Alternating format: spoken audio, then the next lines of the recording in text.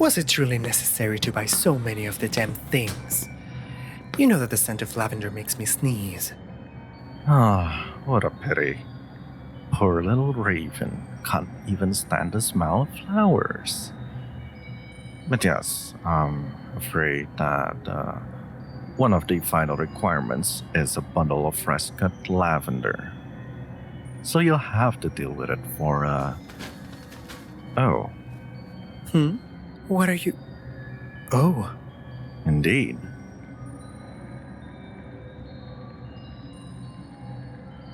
It appears our dear Mage has worked themselves into quite the nervous fit. Certainly looks to be the case. I haven't seen a magic flare like this in years, possibly decades. For Christ's sake, look at all of this. Oh, I'm looking at it. Else it's near impossible not to look at it. Everything is everywhere. I wish with all my being that I could say you were wrong, but by the deities, I have never seen such chaos outside of a battlefield. You've never been to a tavern past midnight, I take it. Certainly none of the ones you frequent. There are times I forget how sharp your tongue can be, but you never fail to remind me. A reminder every once in a while does you well, given how prone you are to flying too close to the sun. However, now is not the time to linger over that. Right now, there are bigger issues at hand. Such as how close those levitating books are getting to the lit candles. Well, yes, those are quite a problem, but my concerns lie mainly in the way that our dear Mage's magic seems to be causing the floor to split in half. Not just the floors, it appears. The walls seem to be involved as well.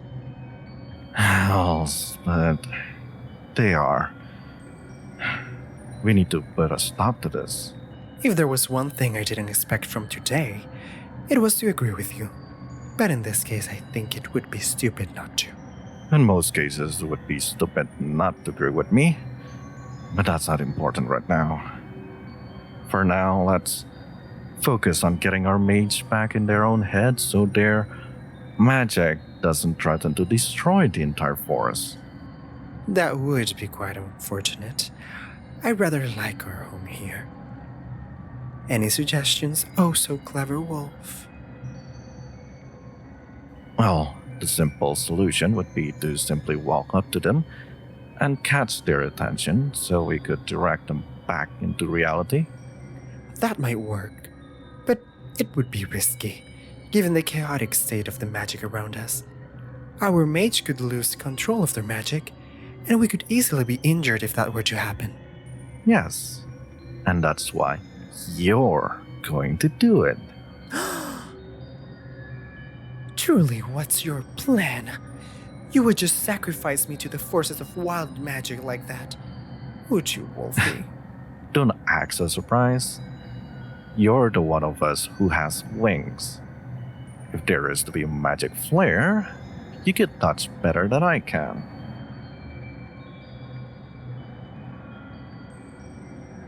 This is because I ate the last of the raspberry tarts yesterday, isn't it? Do you even have to ask? Of course it is. Fine. If you'll finally quit being so huffy about it. I'll make no such promises. You're impossible. You know that, yes? Thank you. I try to be. Oh, shut up.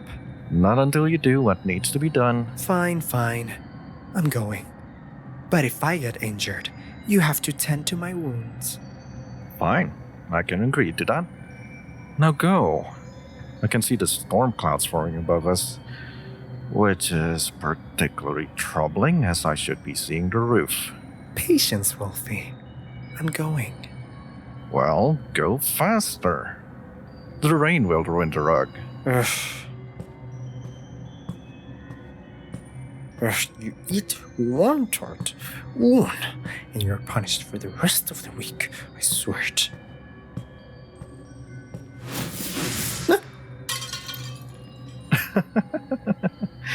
Good reflexes, dear Burn. Oh, shut up, won't you? Nah, I don't think I will. My dear Mage, we've returned from the marketplace with everything you've asked.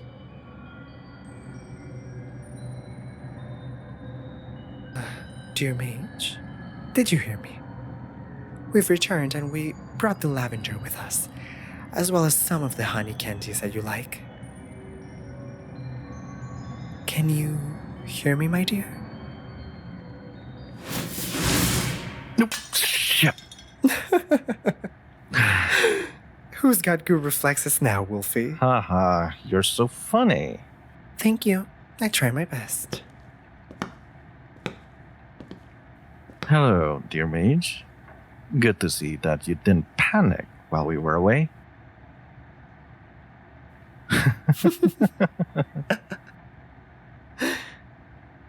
I swear we leave for only a few hours, a mere fraction of the day, and what do we come back to? Absolute chaos! The house hasn't been this big of a mess since the harpies tried to steal all the copper pots and pans last year. Raven is right, you know. Look at all of this. The books are nearly tearing themselves apart. The candles are burnt nearly completely. There's even wax all over the ground.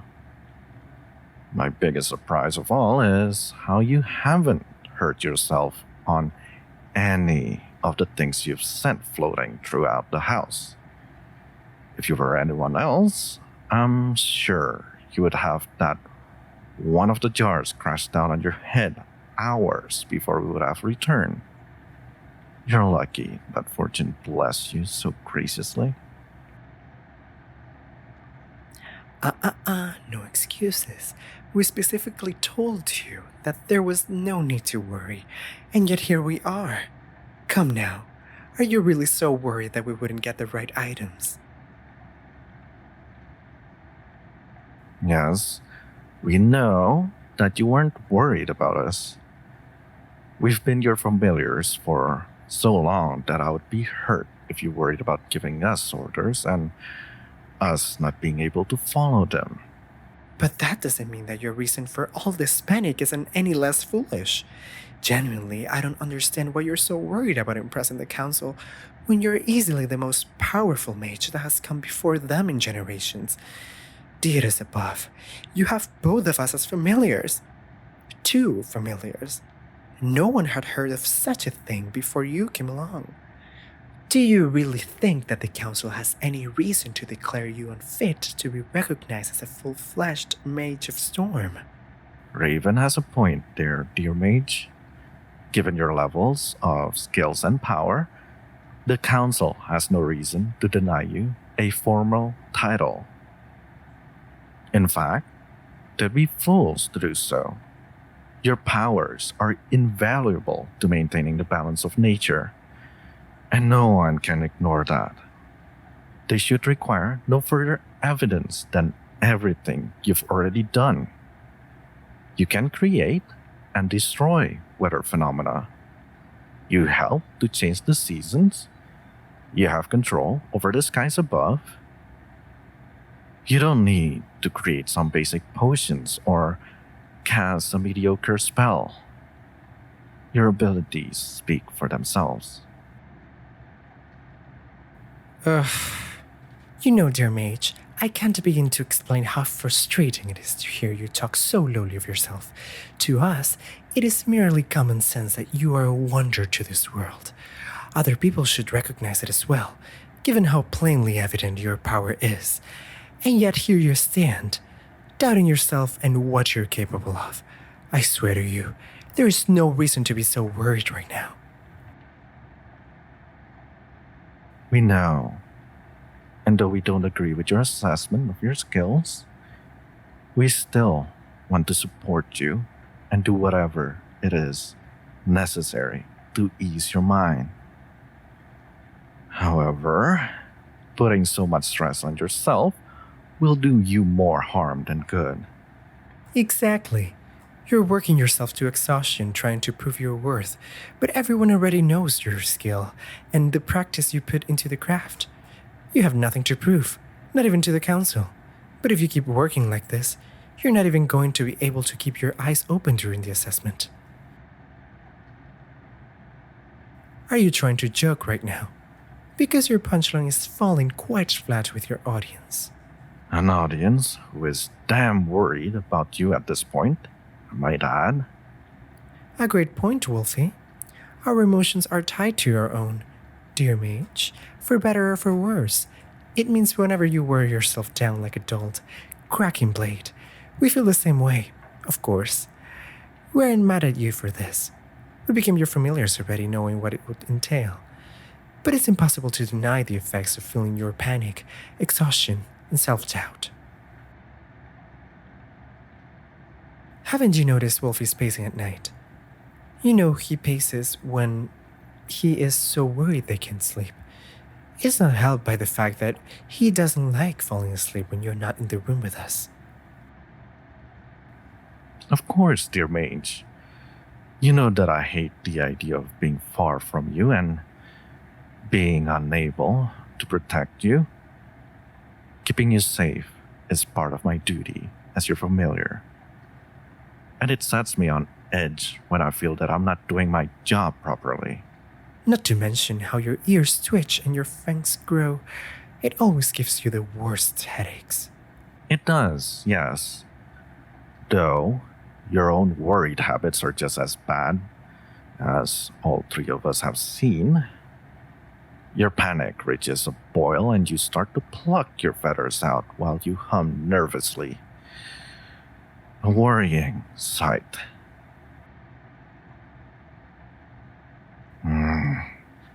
Don't act like you don't have your own worrying habits, dear. Just like you were doing when we came in, your mind slips away from you and your magic goes with it. It makes for a wild danger that can lash out at any moment. Yet your mind is too far away to notice it. It makes my heart stop dead in my chest every time because I don't know what to do to help you. It's terrifying, honestly. Because it's never been this bad before. It's usually once a season or so, when your responsibilities overwhelm you. We can handle it if it only happens for a night or two, every once in a while, but this time it's been more than a week. And all three of us are far too worn to let it continue anymore. Our dear birdie is right.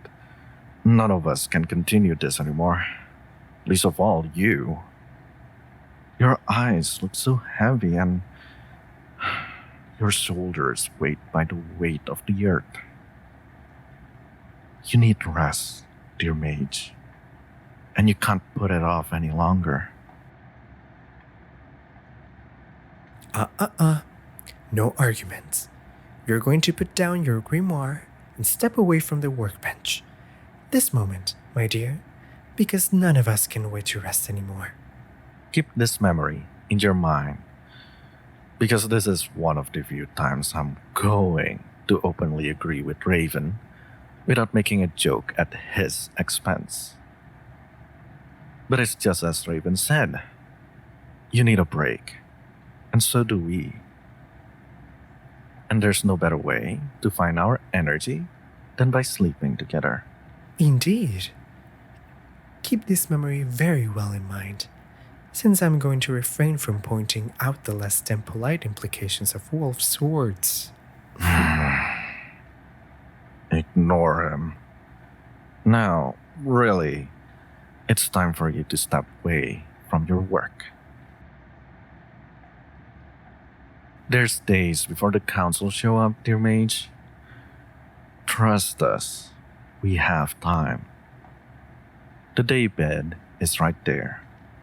The blankets are warm, and the storm sounds like your heartbeat. Now come, just give in and come take a nap with us. Or, preferably, sleep with us. At this rate, I'm going to steal our deer all for myself and leave you without anyone to cuddle. Oh, come on, Wolfie. You know you wouldn't do that to me. You like using my wings as blankets too much to kick me out. Maybe so. But don't test your luck too much. There's other blankets that back talk far less than you do. How rude! Only as much as you are. Are you hearing this, Sir Mage? Absolute slander. I don't think our mage can hear you over the sound of your wings covering their ears. Oh, my apologies. Well, look at that. Your eyes are already drifting close. And you tried to tell us you weren't tired. Seems like your lie isn't holding up here. It didn't at all. Though I'm sure we're not too far behind, given how your ears and tail are starting to relax as well. It makes you look much more relaxed than normal, if you ask me. Are you saying I normally don't look relaxed? No, I'm saying you normally look stoic and somewhat mean. Well, who's being rude now? Me? But is that really a surprise at this point? I'd be more surprised if you weren't.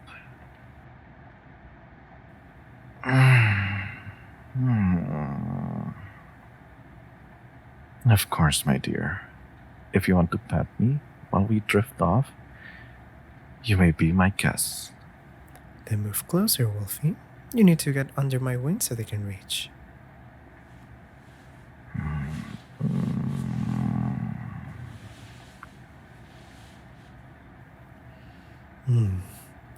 You know, I think this was exactly what all of us needed. I would say that I agree, but I worry that we agree on too many of the same things in one day. We might set off an Armageddon. I'd say that you're right, but that would be agreeing with you. Then why don't we just lie here in silence until sleep claims us? If we were to start the end of the world right now, we'd all be far too tired to survive it anyway. So I think we might as well sleep and put it off for another day. If you insist, I suppose. For now, I'm just going to lay my head on our dear mage's shoulder and plan to steal your breakfast tomorrow, Wolfie. Not if I steal yours first. Well, we'll have to see about that, won't we? Perhaps we shall.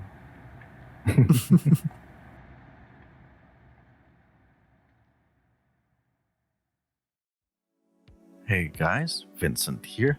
Thank you so much for listening in to this audio. If you like this audio, please give it a thumbs up, comment, and share it with your friends as they'll make the YouTube overlord very, very happy. If you want to hear more, there'll be another audio in the screen right now. Do check the description too if you'd like to follow me on my socials or donate to help me and the channel out.